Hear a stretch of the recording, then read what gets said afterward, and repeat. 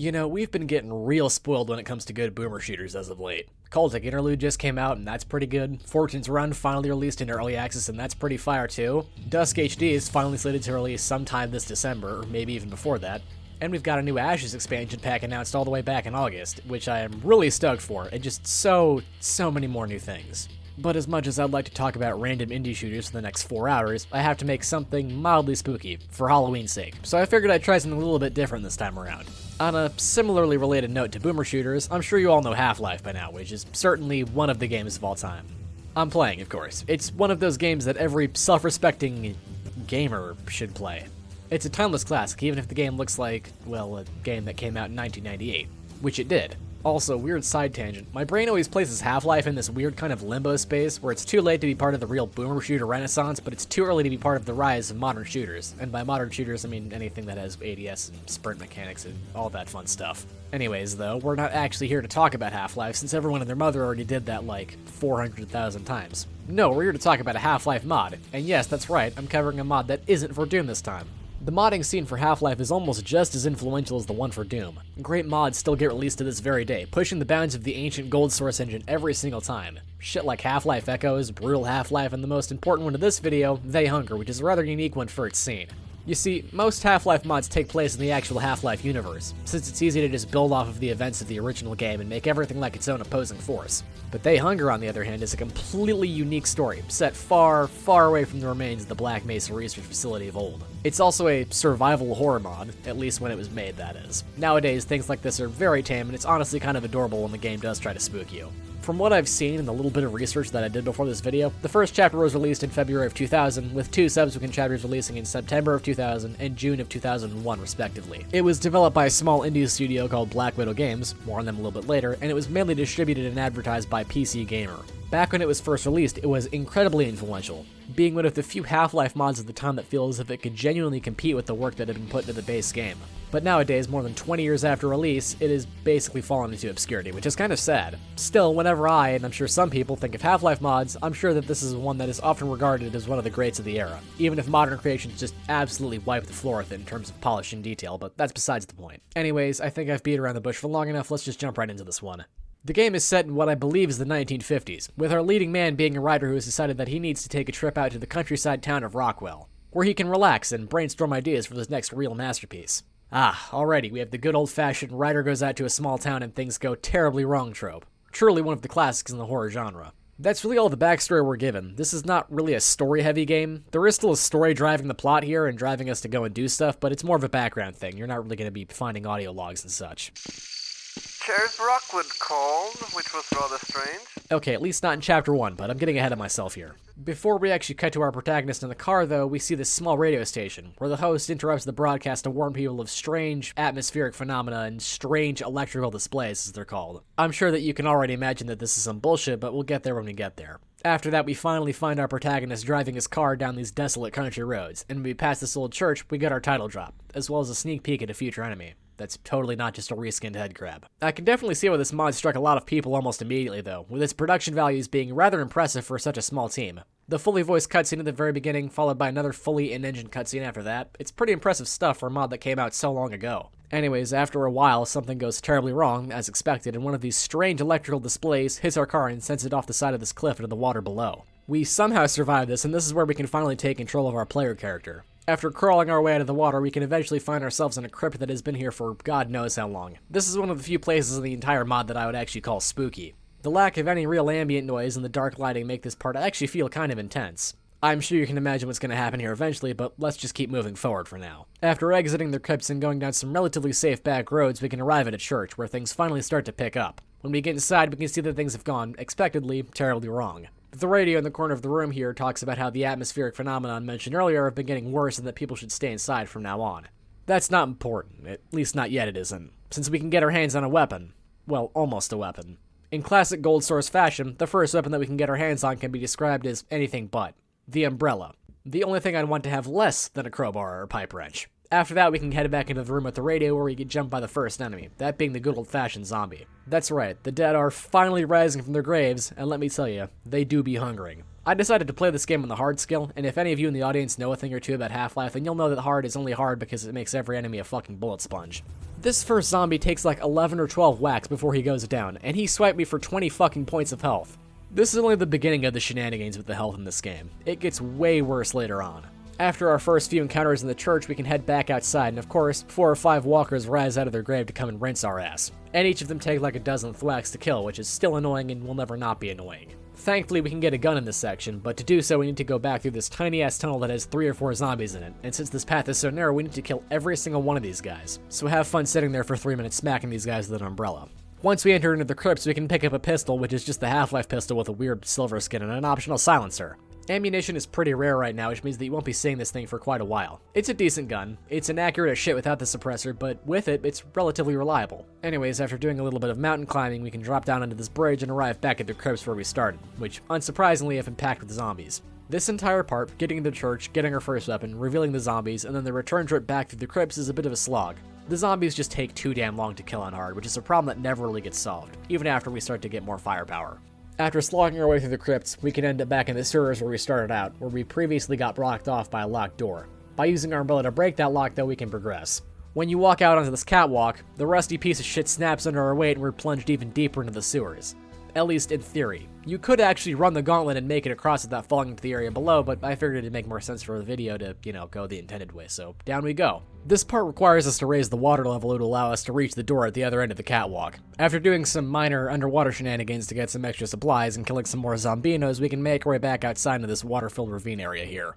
And of course, the undead are still capable of surviving, even underwater. The devs place these guys around near choke points, which means that you'll have to either individually kill all of these guys, or you'll have to lure them out of their hidey hole and juke past them once they leave. But after a few areas of that, we can crawl our way into another stone tunnel which leads into somewhere. It's got this big-ass furnace in it, as well as this little room where you can find a case with a sniper rifle in it, which is pretty damn good. It's effectively your only viable long-range option, and it does a pretty good job of doing that. The only problem I have with it is its weird alternate firing mode. If you fire the weapon when you're not scoped in, the gun has like a fire rate of 1,000 rounds per minute or some crazy shit. So you can dump its tiny 5-round magazine in less than a second, which is a little annoying since ammunition for this thing is very rare. Once we actually get back out onto the surface, we can find ourselves in another church, which has another uninfected human in it, which is a welcome surprise. He sees a truck coming in the direction of the church, and he's so elated by the thought of being rescued that he doesn't realize that the truck is driving directly towards the window, and he ends up getting run over. Of course, the driver was actually a zombie, because we can't have nice things.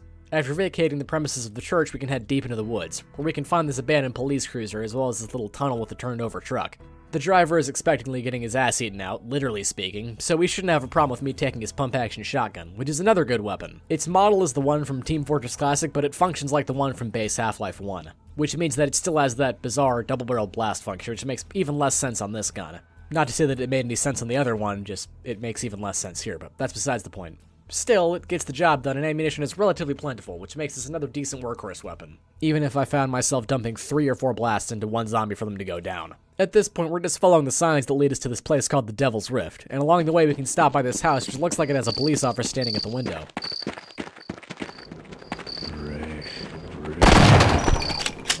I don't know, I didn't trust that guy. As soon as I saw the red on him, I knew that something was up. These guys are just reskinned Barneys who are always hostile. They only take a couple of shots to go down, but their added range capabilities make them a pain in the ass to take down. The best strategy is just to kill them from far away with a sniper rifle. Outside this little house, we can find a zombie feasting on a corpse who just so happened to have a revolver, which is a gun that I used maybe twice throughout my entire playthrough, since you get very limited ammo for it across all 3 chapters. Next to this corpse is a small outhouse, which has an interesting sight inside of it.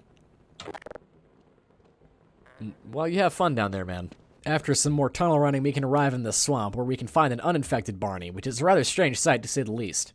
I figured that I'd try to bring him along, but he ended up getting ganked by a bunch of the undead and died. The situation was so dire that I didn't even go back and pick up his ammo. After we emerge from the swamps, we could find this police chopper where a bunch of infected policemen have set up, including one guy manning the 50 cal. After I take them out, the helicopter explodes in an explosion, which I miss, of course, but the helicopter itself still stays. If we actually take a moment to head inside of the chopper, we can find a medkit and this G3 with a very shiny handguard. This thing basically replaces the Half-Life MP5 and is basically just the pistol but better. It bizarrely uses the same ammo type despite the fact that it is a very large caliber rifle in real life. The gun also has the ability to fire 40mm grenades even if it no longer has a grenade launcher attached to it, which is a little strange. After we leave the chopper site, we can finally arrive at the Devil's Rift, which is literally just a fucking volcano. That's right, kiddos, this small town in the middle of nowhere America was set up around an active volcano. Why? because I guess the devs thought it was cool. I mean, to be fair, it is pretty cool. This entire area fighting down and eventually through the volcano is one of the high points of the entire mod. The way we get out of here is actually pretty cool. We have to use this steam vent to launch us out of the volcano. Honestly, this is better on paper than it is in practice. This took me at least like 12 or 13 tries, since the physics here are kind of jank and your player character doesn't really have great air control. But when we finally do get out of the rift, we get ambushed by a zombie cop in this little outcropping here. This guy had a pretty nice little cache of goodies here. A shotgun, a medkit, and a couple bundles of dynamite, which finally give us a real explosive option. They're basically just reskinned grenades, but still, these make taking care of groups much easier. After we escape the rift, though, the game takes a bit of a nosedive in terms of enjoyment, as we're back to doing more water shenanigans, with the devs placing multiple different hit-scanning bastards around, which makes things 10 times worse. You see, in most games, there's usually only one enemy around every corner. Here you should expect the same thing, but also sometimes there's a chance that there's one on each side of the place where you exit from, which makes things way worse. This makes things annoying for obvious reasons. You'll think that you've taken care of every threat in an area only to get jumped by another goon, because there's always just one more guy sitting around in some obtuse spot that you missed. After we get back on dry land, however, we can head down this tunnel where we get forced back by some undead 𝘗𝘵𝘆𝘆𝑚 on this little subway tram car thing, and we have to backpedal our way out. Unfortunately for us, there's another train coming from the other end of the tunnel, so we have to jump out of the way before the two end up colliding. You might think that we'll have to go on foot from here, but you'd be wrong. The larger freight train is actually still functioning, and of course we get to ride that thing out of here. I ended up falling out of the back of the train, and since the devs placed a bunch of enemies on the tracks, I just randomly come across ammo pickups and random jibs strewn across the tunnel. It was kind of funny. Eventually, though, our progress is halted by a fork in the path and another ambush of cop zombies hiding behind JPEG trees. Inside the shed, we can find a bunch of goodies and a couple of walkers. I tried to blow them up with an explosive crate, but that fell through, and instead I ended up getting harassed by a bunch of undead snarks instead. At least the snarks still have no allegiance to anything or anyone. I figured that this was also a good time as I need to test out my dynamite, so I waited for everyone to group up and I tossed out a bundle. Well, that was just pathetic. After I clear out the last of the stragglers from this horde, I hop back on the train and head through some more tunnels before we reach this dam. The fucking pigs have set up another ambush on the other side of the dam, with air support from a police helicopter, complete with a door gunner mounted on a 50 cal. I ended up sitting at the exit of the tunnel and taking pot shots with my rifle, which ended up doing the trick just fine. At least until I ran out of ammo for it. So I decided to put that magnum to some good use and snipe the pilot with one of my precious few magnum rounds.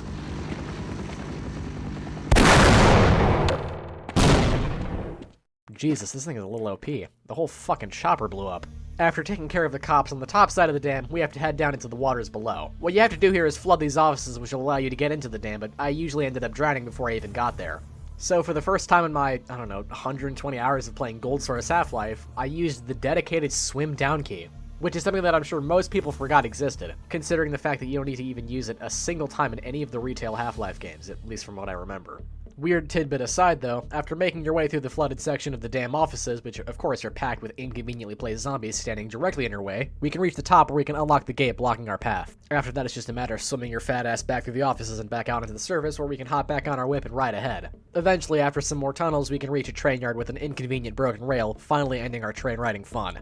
After we make our way inside of the rail yard's warehouse through a window, we can clear the place out and stock up on goodies before we go through another door and the floor breaks beneath us, dropping us into another ambush of the undead. The staircase out is useless, since the door at the top of it is locked, so we'll have to find another way out. That way out entailing us Minecrafting our way out of here through this event. And after we emerge back out onto the surface, we can find that we finally arrived in the town of Rockwell properly. My first stop was the radio station from the intro cutscene, since it was right next door to the bar that we just crawled out of.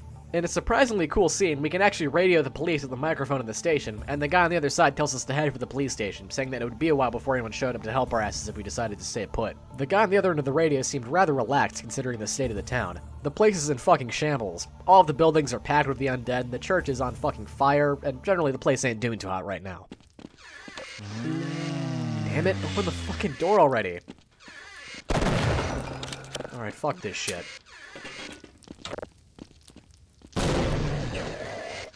You're still not dead?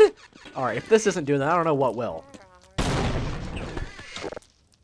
Fucking finally. After jumping down into this courtyard area and being ambushed by a bunch of zombies, you might get a little stuck, since the path through the pawn shop here just leads you back to the train yard where we started out. I ended up having to use a walkthrough to figure out where I needed to go next, and the answer was literally staring me in the face the entire time. You see this police cruiser here? What you have to do is break the door off, hop inside, and then drive the thing into a fucking barricade that was blocking off the entrance to the police station. The front entrance to the joint is, unsurprisingly, locked, so we have to find an alternative entrance. The way you do that is by blowing up a cracked wall which leads us into this parking lot behind the station, where we can finally get inside and hopefully get some help.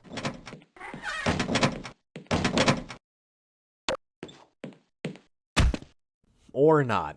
I don't know what kind of chicanery the sheriff guy is pulling right now, but he seems to be in bed with the undead, and also appears to be the ringleader considering the fact that he is directly commanding them in the next scene. Whatever, if they throw us into a cell for consumption at a later date, and that's the end of Chapter 1. Overall, it was a pretty solid start, and for a mod that came out in the early days of Half-Life modding, this is pretty damn impressive. But of course, this is only the beginning, as we still have 2 more chapters to go. Chapter 2 starts with us, unsurprisingly, in a cell at the police station. They're nice enough to at least give us a working toilet, and also a copy of They Hunger on the bed, either to be used as reading material, emergency toilet paper, or both. The sheriff gives some orders to his goons and they start chowing down at everyone, bringing out like 4 or 5 people, and eventually they reach our cell, but before we can get eaten out in a literal sense, we get rescued by a friendly cop with a fucking rocket-launching jeep. When we make our way outside, we can use said rocket launcher, which works about as well as any other mounted weapon in a Gold Source game, and that means it's jank as fuck. We still have to use it though, since some heavily armored pigs stroll up and we obviously have to preach our Second Amendment right here. Once we kill them, we can take their guns and head back inside of the police station to get some more gear and hopefully catch up with that sheriff asshole. The sheriff isn't here, which isn't a surprise, but we can still find ourselves a sniper rifle and our trusty umbrella, which should help to even the odds a little bit. Once we make our way through the station, we can head through into this sort of industrial sector, which takes up the next few bits of this chapter. As for the cop that saved her ass, I don't see him getting killed, but I'm just going to run off of the assumption that he got ganked by a bunch of zombies at the doors. We can eventually find our way into this garage where we can pick up this backpack that magically turns into a spanner. The spanner is basically just a reskinned crowbar that does slightly less damage but attacks much faster, making it more akin to the knife from opposing force. I'm just going to skip ahead to where we end up in this building, and since we're quite the chunky boy, we end up falling our fat ass through the goddamn floor again, and into some more sewers. The sewers are crawling with zombies, and since I still lack the military budget to take care of these guys, I'm stuck with beating them to death with a fucking umbrella. I don't remember what we have to do here specifically, probably because it was mind-numbingly boring, but I do remember getting my hands on a shotgun, which makes quick work of these barely reskinned bull squids, who spit red shit at you for some reason. Honestly, for the next like 20 minutes of this fucking mod, we're just running through these sewers that all look fucking identical. The only really interesting thing that we encounter in this section is a new enemy, that new enemy being the wolves. These guys are just hound-eyes who lack a sonic boom attack, which makes them not even half as dangerous as the base game ones. But eventually, after running across this entire goddamn sewer treatment facility, killing bull squids underwater and doing stupid fucking physics puzzles, we can finally make our way out of the sewers and into some caves for some reason. And in these caves, we can pick up another new melee weapon, the shovel, which is just the umbrella except you have to press 1 3 times to equip it, so it's significantly less useful. I also managed to find a G3 that was presumably dropped by the soldier dude who got impaled by this 3-polygon piece of geometry here. After some mildly suspicious vent shenanigans, we can emerge into this tunnel, and obviously this area has to be a trap. Oh, fuck you, game. After we're done letting the truck do its thing, we can find ourselves in this bizarre underground facility where our progress is halted. If we loop back around to the place where the truck came from, we can find another part of the facility above ground. We can find the radio of a dead soldier and we can hear someone calling some kind of airstrike on the other end, and sure enough, a couple seconds later... God, can this mod get any explosions right? Inside of a little office space nearby, we can spot a cool new gun, and once we head inside, we can pick up that new cool gun and learn that it's not even remotely cool at all. It's this goofy-looking machine pistol which has a predictable full-auto primary, but a 3-round burst secondary.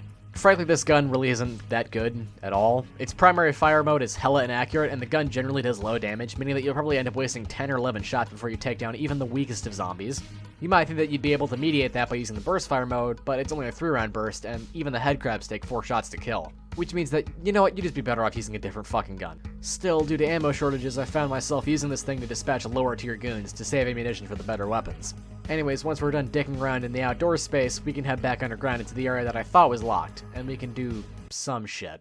Looking back on the footage, I turn on the power before I hop down into this nasty sewer water, and I swim my way through some tunnels, almost drowning a couple of times. Eventually, these tunnels spit us back outside where we can find another shovel and some assorted goodies by this crashed truck.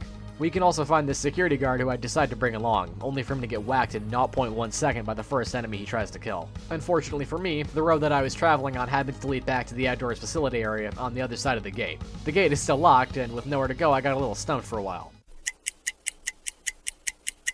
Okay, you never even needed to leave the starting area. What you have to do is you have to head up the side of the mountain like normal, and then jump down into this brick tunnel that's sticking out of the side of the mountain for some reason, and that's how you progress. After we go through this tunnel, we can find this little generator room with a window that looks into a parking garage. Inside said parking garage, we can see the sheriff, as well as Dr. Franklin, who is presumably the one that did all of this shit and caused the outbreak to begin with. The doc talks about doing some kind of experiment, and the sheriff brings up the fact that we've been doing some out-of-pocket wild shit that causes them a bunch of trouble and pretty much ruin their plans. Once they leave, the guard that was standing there hears us sticking around in the side room and comes to investigate, so I drop his ass and head into the parking garage. This place is pretty much dead besides a locked security office and a locked gate. If we go around this bend, though, we can eventually arrive at the asylum, where the doc and the sheriff are presumably headed. To get inside, you have to push this wooden picnic table over the gate so you can hop over and enter into the courtyard, which is something I totally didn't have to look up a walkthrough to figure out. After that, we can swing back around to the main entrance, but the front door is locked, so it's probably just a dead end. I guess I could just ring the doorbell to be safe, though.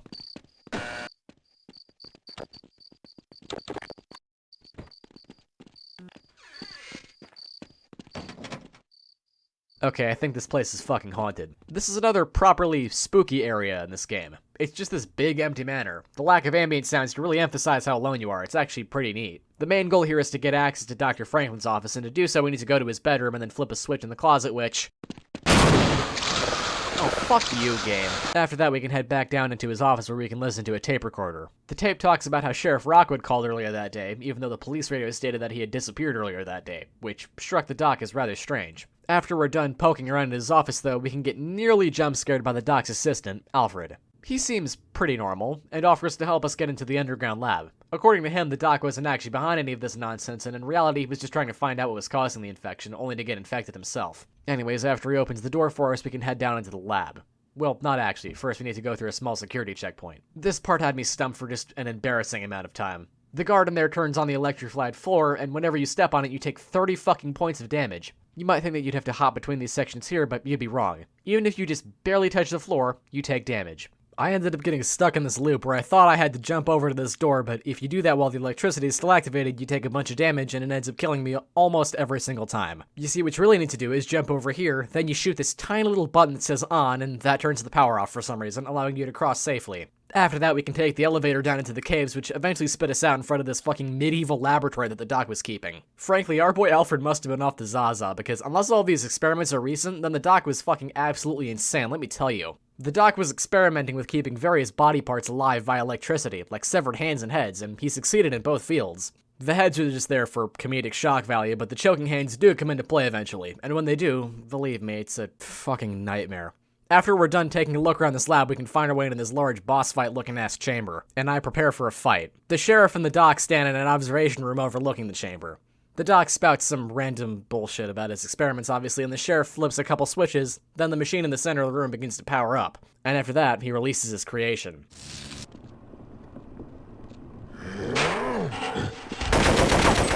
They're basically just reskinned alien grunts without any sort of ranged attack. They still have some level of armor, since whenever I shoot one in the back, they usually just tank the hit, but they still go down easily enough, even if they can soak up lead like a sponge. After killing one of the bastards, another one of them flanks the two in the observation room and then fucks at the panel behind them, causing everything to go to shit.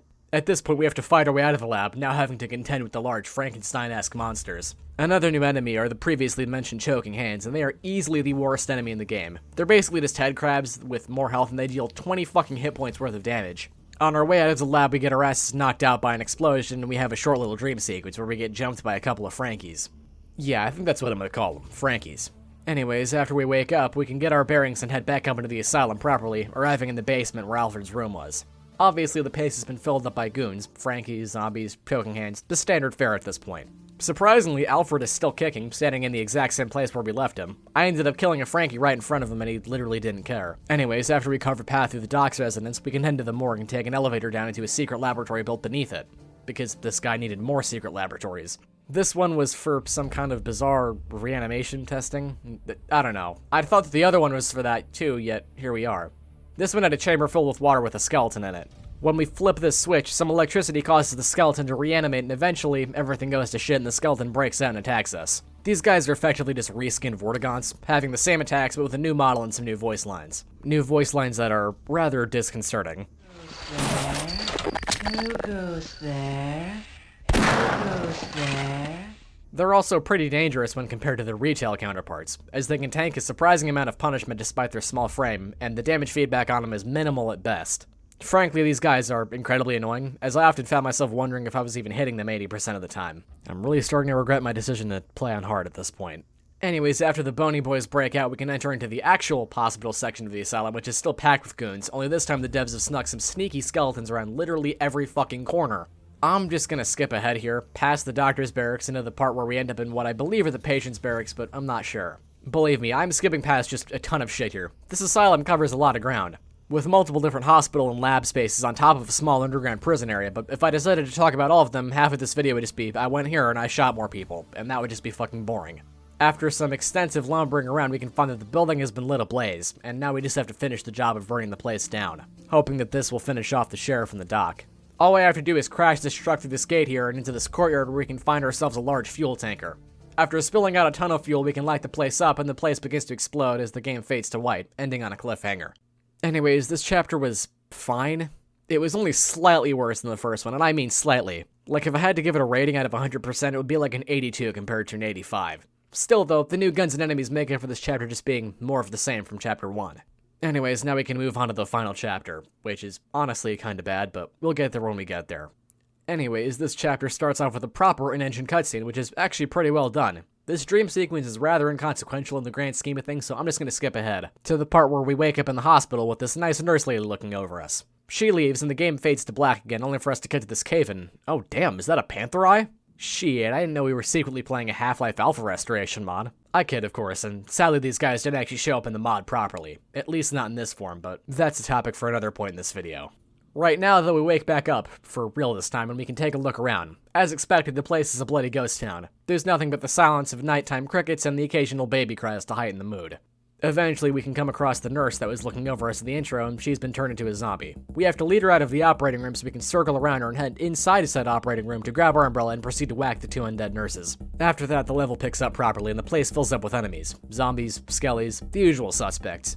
In another adjacent room, we can get our hands on a new pistol. It's this stumpy little purplish blue thing, which is basically the default pistol with a faster fire rate, slightly worse accuracy, a lower mag capacity, and no silencer, so it's worse in just about every single way. Oh, and it uses different ammo. Eventually, though, after a little while of walking around, we can find our way into the X-ray room. The X-ray machine is acting up, and if you turn it on, the radiation fucking kills you instantaneously, so don't do that. Instead, you're gonna want to open the door out of here, leave this Frankie in here, and kill him with the radiation. There's another one out there too, but I couldn't get him out of his little starting area, so I just killed him with my umbrella. I'm just gonna do another little skip ahead to the part where we finally escape the hospital and we can head out, eventually ending in this little basement area where we have to destroy this generator so we can swim out into this area in the canyons.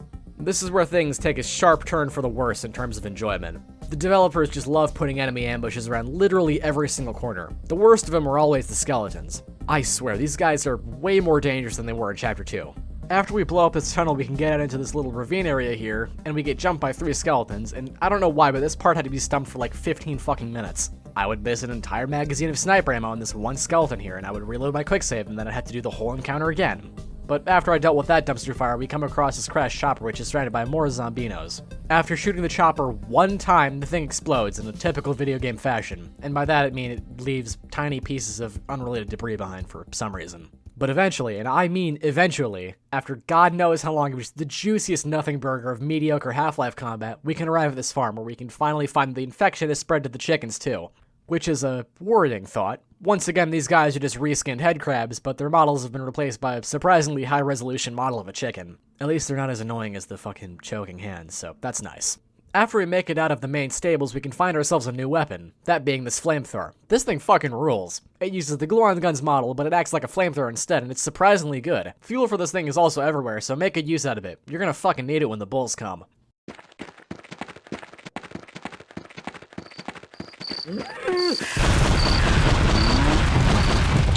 Of course, the devs just had to throw in the most dangerous enemy in the game right here, the zombified bull. Remember when I said the panther eye from the intro cutscene didn't make it into the game? Well, they kinda sorta made the cut. They just happened to have their models swapped out for these bullshit bastards. These guys can tank an absurd amount of damage and take a very long time to kill.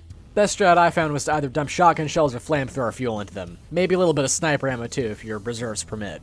The worst thing about it is that these guys appear pretty frequently too, around a dozen times over the course of the rest of this chapter. While I may have said that the choking hands are the most dangerous enemy, I think I want to change that statement, because these guys are really fucking dangerous. Anyways, after some more bullshit, in a literal sense, we can arrive at this set of abandoned houses and buildings, and this part is pretty decent. There's a bunch of zombie chickens tucked in and around the house, which makes this part a bit of a disaster, but other than that, it's mostly fine. But after that, we can arrive at Stonehenge. I don't know what kind of real significance this has in the lore of this game, why this random-ass town in the middle of the US just has a fucking mini Stonehenge somewhere deep in its woods.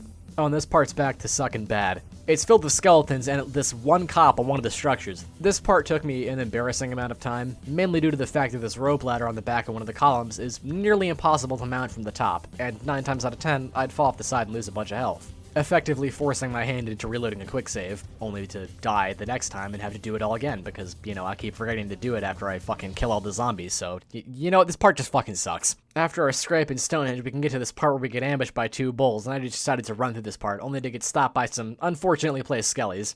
I had to reload and try again, only to get momentarily stopped by some more skeletons who are smaller than the rest of them for some reason. These guys don't appear anywhere else, so I don't know what the fuck the devs were thinking here. After I killed them though, I hopped back down into the water below, only to see this monstrosity.